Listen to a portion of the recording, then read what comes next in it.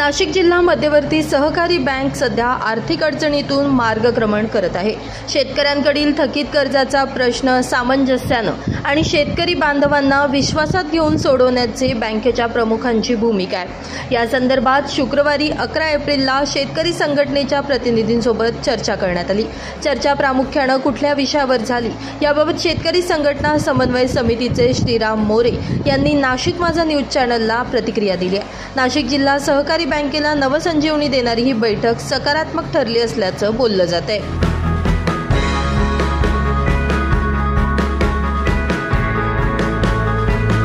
माझी शासकीय प्रतिनिधींना विनंती आहे, जर लाडक्या बहिणीकरता एक फंड क्रिएट केला जातो तसा जर जिल्हा बँकेच्या थकबाकीदारांकरता फंड क्रिएट केला तर खूप चांगलं होईल, ही माझी नम्र विनंती।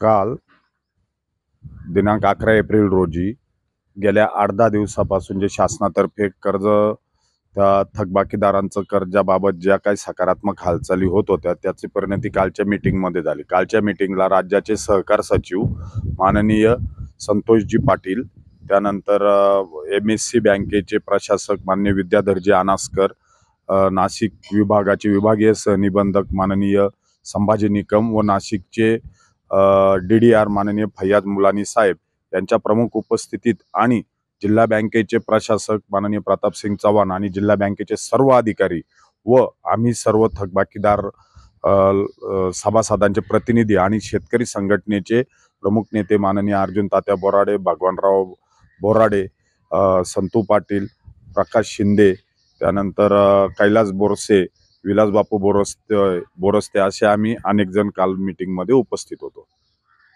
यामध्ये प्रामुख्याने आपल्या कोणकोणत्या मागण्या आहेत?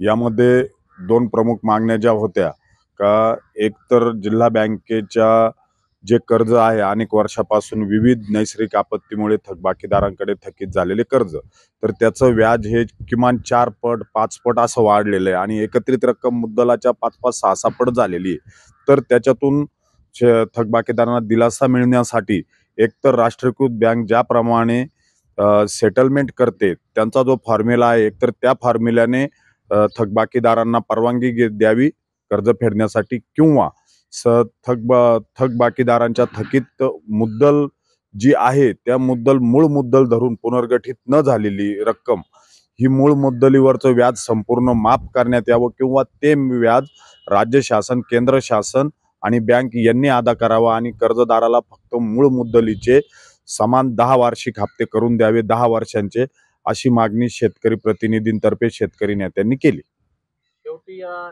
मीटिंग मध्ये काय ठरलेलं आहे? या मीटिंग मध्ये सुरुवातीला असं ठरलं का जे MSC बँकेचे प्रशासक माननीय अनासकर साहेब आणि राज्याचे सहकार सचिव माननीय संतोषजी पाटील यांनी असं मार्गदर्शन केलं की या मीटिंग मध्ये तुम्हाला जे काय कर्जाच्या संदर्भात बोलायचं आहे ते मोकळेपणाने बोला, हे सगळं आम्ही नोंदवून घेऊ आणि तुमचं म्हणणं राज्य शासनाकडे पोहोचवू।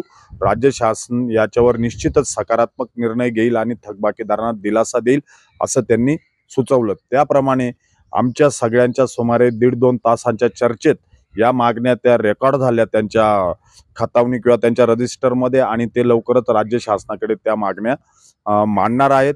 तसेच या सर्व मागण्यांचा संध्याकाळी 4 वाजेनंतर जिल्ह्याच्या लोकप्रतिनिधींची जी बैठक झाली कलेक्टर ऑफिसला, तिथेही उहापोह झाला आणि त्या मागण्यांमधून असं एक कोकाटे साहेबांतर्फे सांगण्यात आलं की 3 महिन्याकरता कर्ज वसुली स्थगित करण्यात येत आहे पुढील निर्णय होईस्तोवर।